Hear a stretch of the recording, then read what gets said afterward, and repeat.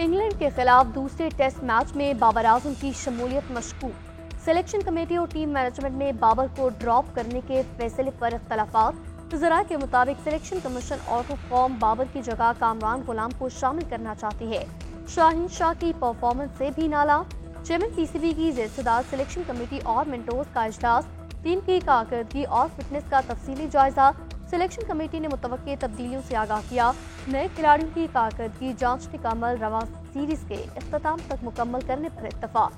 Chairman PCB ने pitch का मेयार बेहतर बनाने की हिदायत दी। दोनों टीमों की तरबियती मशकें शुरू। दूसरा टेस्ट 15 अक्टूबर से शुरू होगा। इंग्लैंड को 3 मैचेस की सीरीज में 1-0 की बढ़तरी हासिल।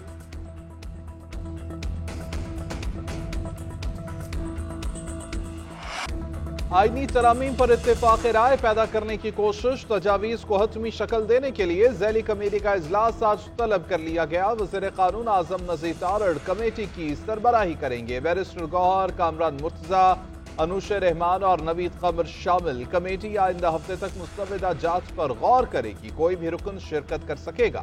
ज़ैली कमेटी मखसूस कमेटी को रिपोर्ट देगी। खसूसी कमेटी का आइंदा इजलास 17 अक्टूबर को होगा।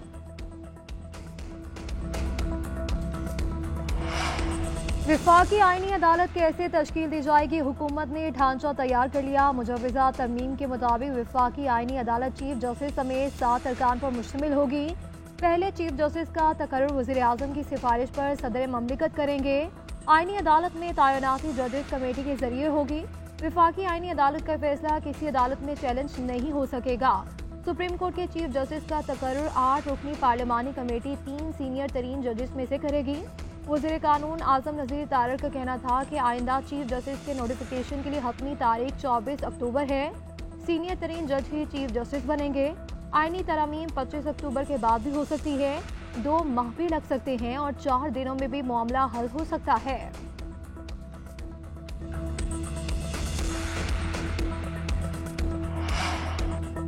बिलावल भुट्टो ने आईनी तरामीम के लिए अवाम से तजावीज़ मांगी। पीपल्स पार्टी का मुसव्वदा सोशल मीडिया पर शेयर। लिखा, आईनी अदालत कायम की जाएगी जिसमें तमाम अकाइयों की नुमाइंदगी हो। जजों के जरिए तकर्रुरी का निज़ाम खत्म किया जाना चाहिए। विफाकी आईनी अदालत बुनियादी हुकूक, आईनी तशरीह और विफाकी और बैनुल सूबाई तनाज़ात से मुतालिक तमाम मसाइल को हल करे। पार्लियामेंट, अदलिया और कानूनी बरादरी को मसावी किरदार अदा करने के लिए कायद करे। अवाम की जानिब से इस तरमीम को मज़ीद बेहतर बनाने के लिए जायज़ और माने खेज तजावीज़ का खैर मकदम करता हूँ।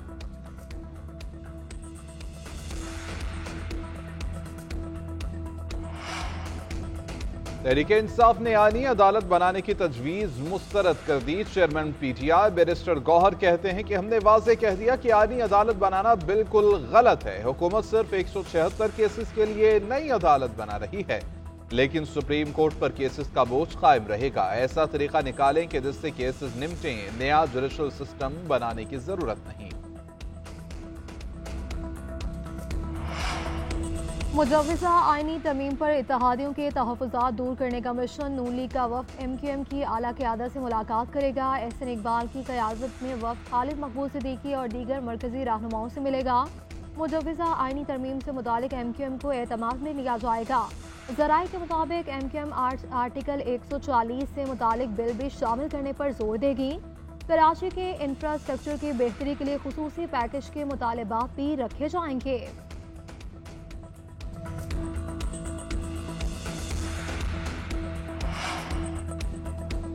तहरीके इंसाफ की कोर कमेटी का रात गए इजलास। 15 अक्टूबर का एहतजाज मुलतवी करना बानी चेयरमैन से मुलाकात से मशरूत कर दिया। कोर कमेटी में फैसला किया गया 14 अक्टूबर तक बानी चेयरमैन से मुलाकात की सूरत में एहतजाज मुलतवी करेंगे। मुलाकात ना कराई गई तो 15 अक्टूबर को भरपूर एहतजाज किया जाएगा। पार्टी के बाज़ अरकान ने शंघाई ताउन तंजीम के बायस एहतजाज मुलतवी करने की तजवीज़ दी। अरकान का कहना था बानी चेयरमैन से मुलाकातों पर पाबंदी हुकूमत की साजिश है। ज़राए के मुताबिक शहबाज शरीफ, खालिद खुर्शीद समेत दीगर अरकान ने एहतजाज मुलतवी करने की मुखालफत की।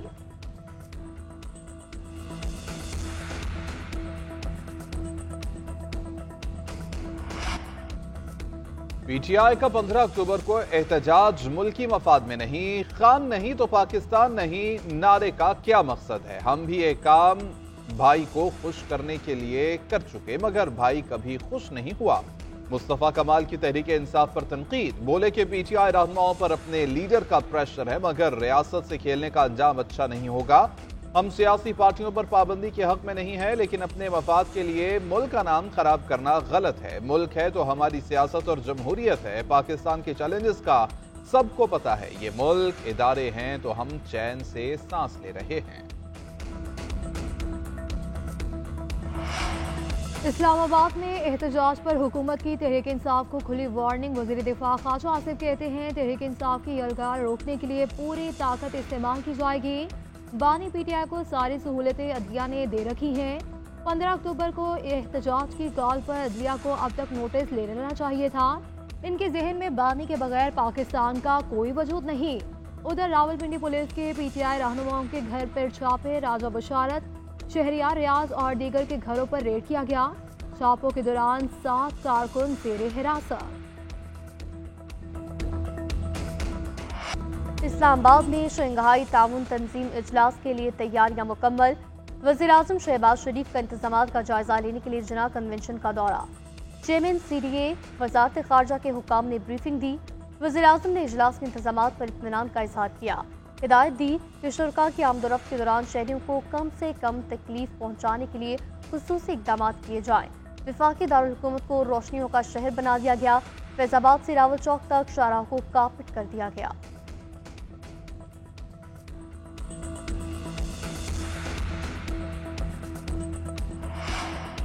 شنگھائی تعاون تنظیم اجلاس نئی معاشی اور تجارتی راہداریاں کھولے گا۔ وزیر اعظم شہباز شریف سائیڈ لائنز پر مختلف عالمی رہنماؤں سے ملاقاتیں کریں گے، جن میں معیشت، تجارت اور ماحولیات پر تبادلہ خیال کیا جائے گا۔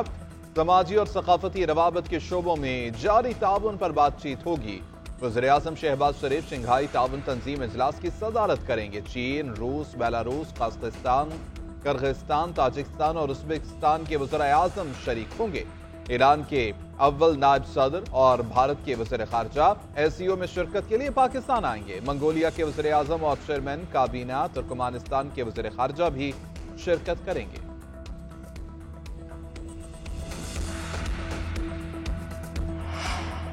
سابق گورنر شاہ فرمان مشیر وزیر اعلیٰ خیبر پختونخوا کے عہدے سے مستعفی، شاہ فرمان کو چند روز قبل مشیر مقرر کیا گیا تھا۔ 9 مئی کے واقعات کے بعد شاہ فرمان پارٹی معاملات سے کنارہ کش ہو گئے تھے۔ ذرائع کے مطابق پارٹی کے اندر سے ہی ان کی تقرر پر تنقید کی جا رہی تھی۔ ذمہ داری سنبھالنے کے چند ہی روز بعد استعفیٰ پارلیمانی پارٹی کے دباؤ کا نتیجہ قرار۔ ادھر شاہ فرمان کا موقف ہے کہ احتساب کمیٹی کی رکنیت کی وجہ سے عہدہ چھوڑا ہے۔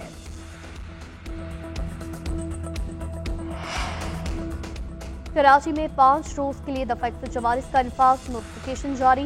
13 سے 17 اکتوبر تک شہر میں جلسے، جلوسوں، ریلیوں اور 5 سے زائد افراد کے ایک جگہ جمع ہونے پر پابندی۔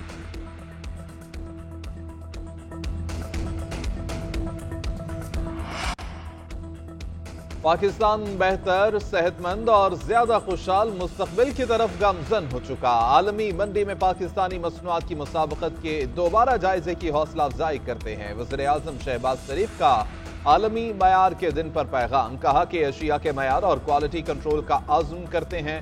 ہماری برآمدات میں اضافہ عالمی معیار کی تعمیل سے جڑا ہوا ہے۔ تمام سٹیک ہولڈرز معیار کے عمل میں فعال طور پر شامل ہوں۔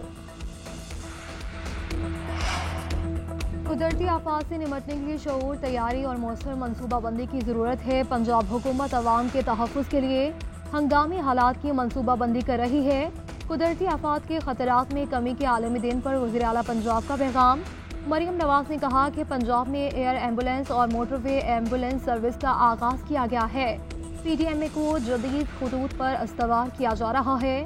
موسمیاتی تبدیلیوں سے نمٹنے کے لیے اقدامات کیے گئے ہیں۔ آفات کے خطرات سے بیشتر مؤثر اقدامات کر کے عوام کو محفوظ بنانا ہے۔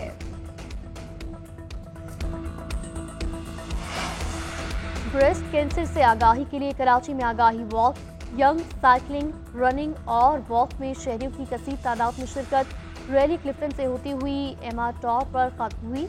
پیپلز پارٹی رہنما شرمیلا فاروقی کی بھی شرکت، کہا ہر 9 میں سے خاتون میں بریسٹ کینسر کی تشخیص ہو رہی ہے۔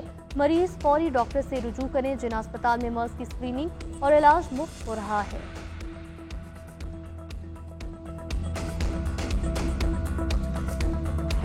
اور قوالی کے شہنشاہ استاد نصرت فتح علی خان کے مداح ان کی 76ویں سالگرہ منا رہے ہیں۔ موسیقی کے بدا نے قوالی میں نہ صرف پاکستان بلکہ دنیا بھر میں راج کیا۔